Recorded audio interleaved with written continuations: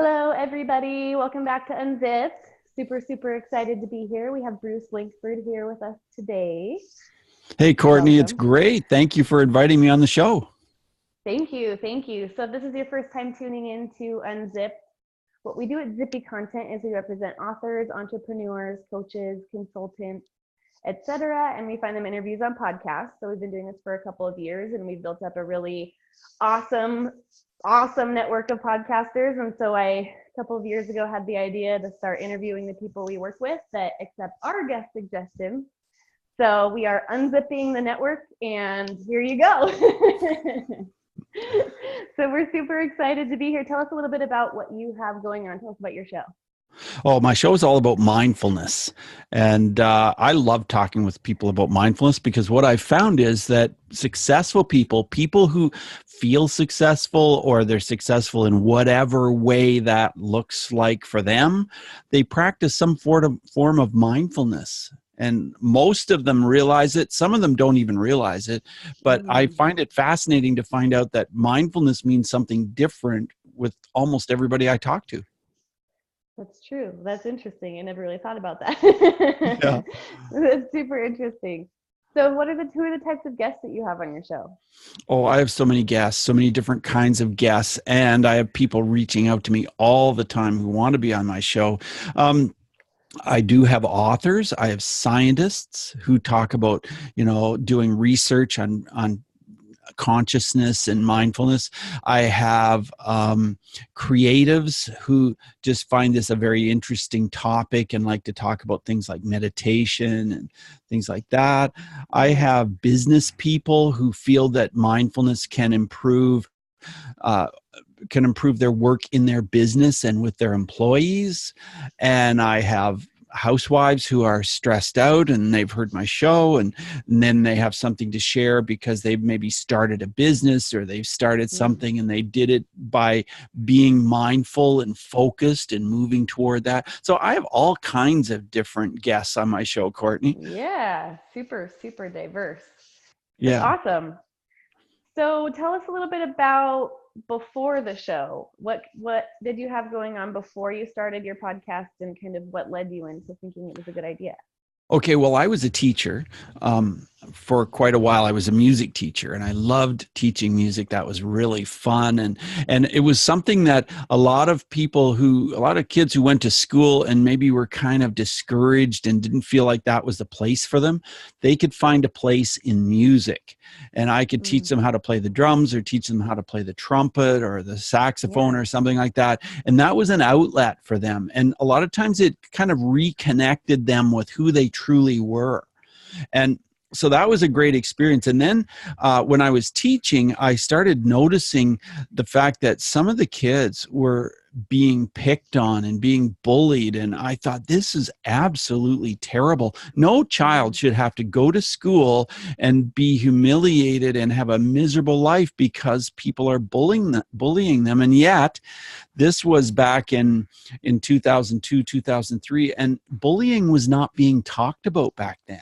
It was being swept under the carpet more often than not. And when I went and talked to administrators and talked with people around the school, it's just like, oh, it'll be okay. It's just boys being boys or whatever. And I thought that's not good enough. And so I decided to just deal with it myself. So I started a program, an anti-bullying program. And I just sent letters out to schools and I said, hey, if you could have this musical program in your school, I came to your school and did presentations, would you decide to hire me? And I was overwhelmed with the response. People were like, yeah, absolutely. And so I created this musical show where I was a character. I created an alter ego. I thought, well, you know what? This is not going to be interesting if I just walk out in front of all the kids and say, okay, now we're going to talk about bullying. That does not sound good. So I decided to be a DJ. I would be a crazy, zany, kind of off the wall kind of DJ. And I'd sing songs and I'd play instruments like the saxophone. And all these songs would be songs I've written about bullying or about the bystander, about how to deal with these issues, about the concepts. And so I created this program, and we were live on the air at your school. We were ATFM radio, coming to you live and on location, and doing this on location broadcast, which to the children was an on location broadcast. And then when we went on commercial, I went out and talked to the kids, and like every radio station, I gave away prizes to the kids that could answer the questions, you know, and in this case, the questions on bullying. And it was fun. It was exciting. And what's best of all, the kids learned how to deal with bullying. They learned what to do if they were a bully. They learned what to do if they were bullied, or if they were a bystander and had seen bullying. I taught it all to them. And then I realized, you know what? I need to be teaching also about respect. You know, what does it mean to be respectful? So I started my program, Stand Up for Respect. And I did that program. And then cyberbullying, I did that. So I worked in this field for over a decade, and it was super fun, exciting. You know, and then I started listening to so many podcasts, Courtney, because I had a full-time employee who drove for me and was my roadie and packed up all my equipment and everything. And then I would write my blog and listen to podcasts. And more and more, I realized that, hey, you know, if I can teach people about mindfulness and what it means to be mindful, if I can teach teachers and I can help kids understand mindfulness, then bullying will just start to decrease on its own. Yeah. Then I got really excited about starting a podcast, because I listened to other podcasts and I thought, hey, I can reach the mainstream world and teach them that mindfulness is a thing we can all do. It's not just, you know, for people from India or whatever these misconceptions are. It's for every single person on this planet. But we have all these misconceptions in our minds. So that's a little bit about how I kind of got to the point of starting my podcast. Yeah. Wow. That is incredible. You know, that's really inspiring with just the whole, it sounds like you're really just kind of a game shaker, you know what I mean, when it comes to just finding a problem and then creating a solution for it. I mean, the bullying thing is especially the time period when you said 2002, 2003, that's when I was in middle school, like in the thick of it. So you're right. It was not being addressed. It's something that everybody was looking the other way. Right. I feel like everybody back then was dealing with it in some form or another. So that's amazing that you were sort of on the ground floor of that entire movement, because now my sisters just came out of high school and are finishing their first year in college, my youngest sisters, and they didn't really deal with it as much. Like, it was a lot less of a problem because everybody was aware of it. You know what I mean? And so we all talked about that and how we were like, wow, this is crazy because there's a 10-year gap between us. So that you sounds like you were on the ground floor of changing that whole scene. So yeah, I think I was. It was exciting. That's amazing. So are you still teaching? So I don't teach regularly, but I teach mindfulness in schools. I'm called into schools. I am also an occasional teacher, so I can go in and supply for teachers who are sick or whatever if I want to. And I don't do it that often, but I like to stay connected with the education system and with the kids, and I like to get in there and teach mindfulness. Has that come from your podcast, the whole mindfulness movement into schools? Is that something that kind of came from the podcast? Yeah, it really has, because I meditated before. I was into mindfulness before, but then when I started meeting so many fascinating people on my podcast, then of course I learned from it, and it was great to just move forward. So yes, it has really changed the way I look at the world now.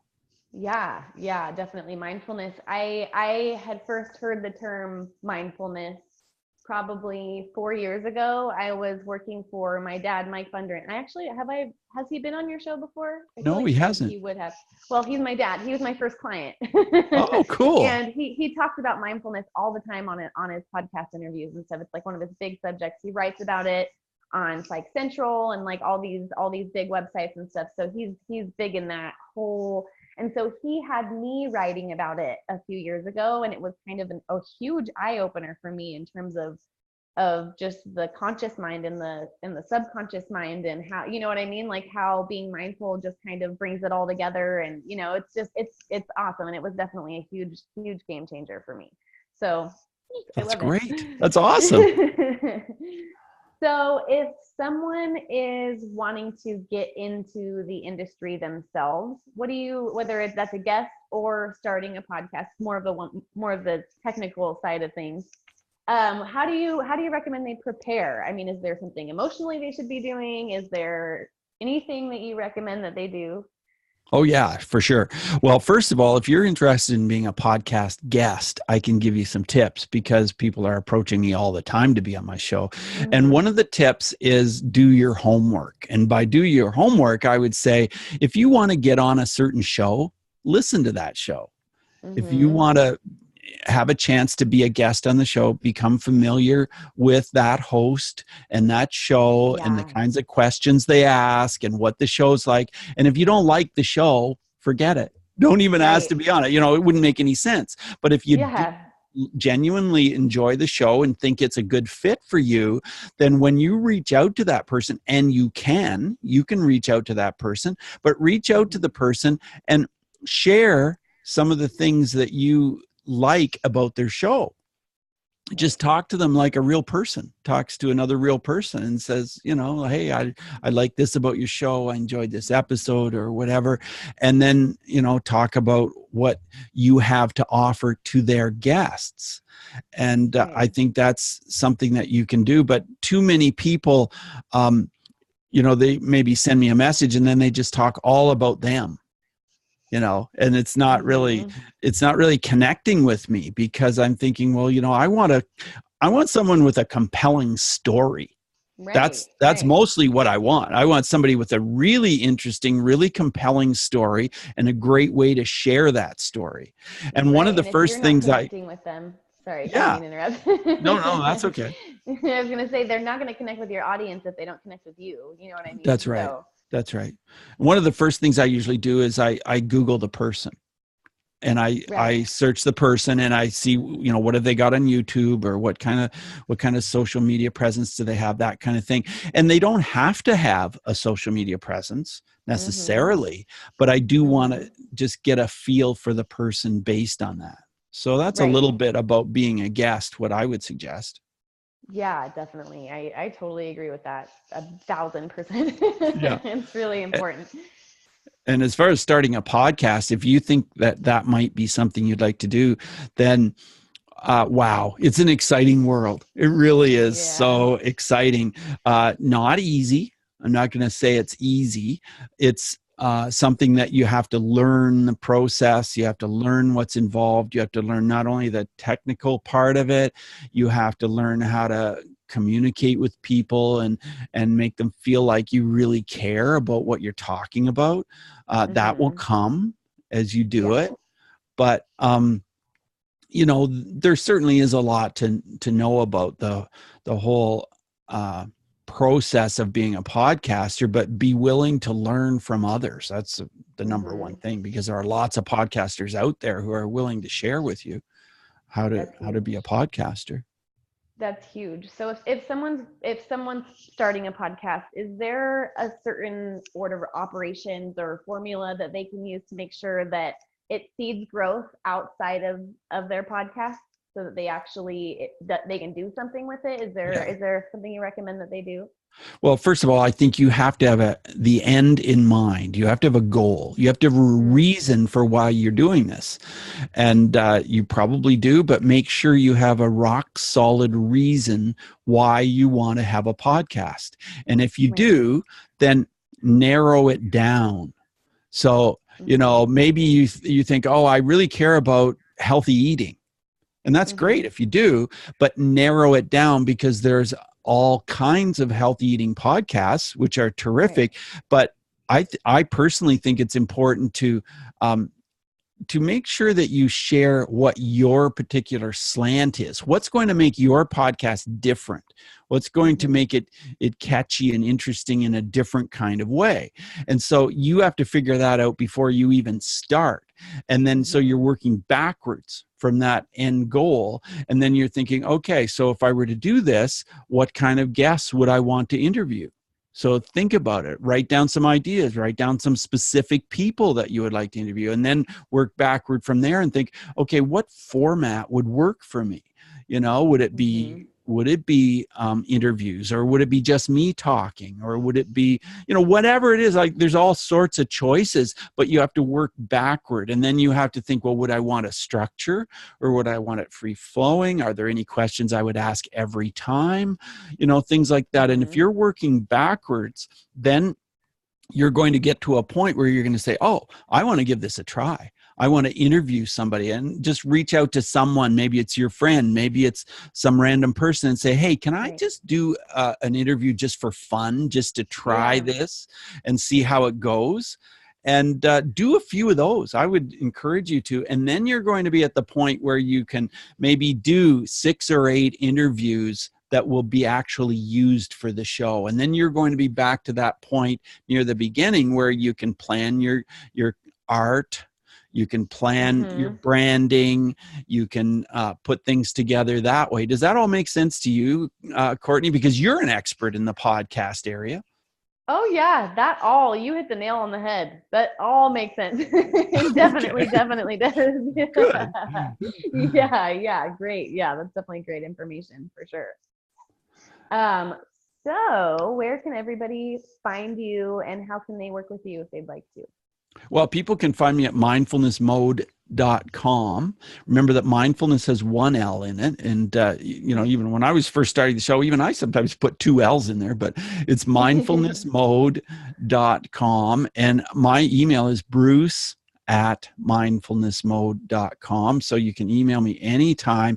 And if you have questions, or if you have, you know, anything at all that you want to ask me about mindfulness or podcasts, I'd be glad to have you email me. I answer all my emails. But I also am a mindfulness life coach. So there are so many people, Courtney, in this world who are hurting. You know, so many people who are lonely, who are experiencing stress and anxiety. And, you know, it's sad that there is so much loneliness, but there are ways to deal with that, and ways to deal with the anxiety, and ways to deal with, you know, your life, so that you can transform your life and transition to a place where you are not regularly feeling this level of loneliness and stress. And that's why I do mindfulness life coaching. And so you can jump on a call with me and just, you know, see if it's a fit, and we'll talk about the kind of structure that I offer, you know, when I do coaching. And, you know, I'd be most open to anybody, and there's no pressure. It's not like I'm going to, you know, try to lay on some kind of sales tactics and force you to sign up for something or whatever, because I wouldn't want anyone to sign up for something they wouldn't want anyway, you know? Yeah, definitely. And mindfulness is something that everybody could practice more of, you know what I mean? Even someone who is consciously mindful all the time there's still a way that you can incorporate more of it into your life. And I know there are so many people that I'm connected with that need it just in their lives in general. So, I mean, entrepreneurs, people, and you know what I mean, across the board that are so focused on work, and they just need to practice mindfulness in their day to day. So talk to Bruce. Definitely super important too, just for health purposes alone. Yeah, absolutely. Because, you know, just getting out there and starting to feel more relaxed and feel good about your life, that can automatically in itself make you healthier, because so much of the illness that we have is brought on to us because of the stress and the pressure that we're experiencing. And so it's been quite fascinating to talk to a lot of healthcare practitioners on the show who point out, you know, these facts about you know, how getting out into nature and walking, and, you know, you can do a walking meditation, And Mhm. if you start doing these things regularly, it totally improves your health. I love that the healthcare industry is finally starting to recognize that, the emotions and the mental aspect of everything actually does have a huge effect on your physical health. It's like huge that connection's finally being made. I love that. I It's do too. awesome. I do too. I think it's so terrific. And I was just interviewing a woman who wrote a book called A Walking Life, and her whole entire book is about walking. But as you read the book, and I thought this is going to be fascinating. I have to get my hands on this Yeah. book. This is interesting. But once I started reading the book, I'm like, oh, this book is almost more about community, and walking is a large element of it. And that's what I said Mm. to her when I interviewed her on the interview. I said, wow, it's all about community, isn't it? That's Mhm. what we're missing, that being really with a person, spending Yeah. time with people. And then she talked about that on the interview, and it was really fascinating because, yeah, we as human beings are intended to be in community and intended to interact with others. And I think too Right. often we don't have enough of that. I could not agree more. Definitely. I was just thinking the other day, I live in an apartment complex that's full of people, and there's no real sense of community here. Like the neighbors don't know each other. And it was just so weird to me how so many people can be so closely confined Yeah. living on the day to day and have no sense of connection or community. Yeah. You know what I mean? So, and it Yes, just kind of blows my mind about, just the society that we're living in. it's true. Yeah, Hmm. it's true. And there's so many ways we can reach out to people, but we have this fear. I think we have this fear around us that, oh my gosh, like, how do I really reach out? How do I really find friends? And we're so Yeah. used to, I think, so many of us are used to speaking superficially, like, hello, how are Hmm. you? Nice to see Yeah. you. And then that's Everything's it. perfect. Yeah. Yeah. Uh-huh. Yeah. Yeah. And everything's not perfect. Uh-huh. Yeah. Yeah. We definitely need to get people talking more about what they're dealing with and, the Exactly. darker parts of their lives that they're trying to get over right now. You know what I mean? Yeah, I think that's really exactly. important. Yeah, exactly. Well, thank you so much for being here. I really enjoyed finally getting to actually talk to you and get to know you a little bit. And we appreciate you being a part of our network so much. It's been awesome working with you. Yeah, well, Courtney, you've helped me so much too, sending guests my way and always being so patient with me if I didn't get back to you right away. Oh my gosh. Like I'm so overwhelmed sometimes with so many emails and so many people, approaching me. And so We it's know how it wonderful goes. that you come up with so many quality people that you suggest for me to have on my show. It's great. Well, we're so happy to be working with you. When I first started doing this a couple of years ago, I wasn't really sure how the podcasters were going to receive me into the industry because I'm working with people and booking people onto their shows, but I'm charging them to be booked onto other people's shows. You know what I mean? And so I Yeah. wasn't really sure how people were going to accept us into the industry. And it's been nothing but like praise. So it's so good to hear that. Thank you so much. Oh, that's awesome. Yeah, I'm impressed with what you do. I really am. Thank you. Thank you. Well, I appreciate you coming on the show and I look forward to working with you for much longer. For sure. Thanks a lot, Courtney. All right. And thank you everybody for watching. We will see you next week. Right. Bye. All right. Bye.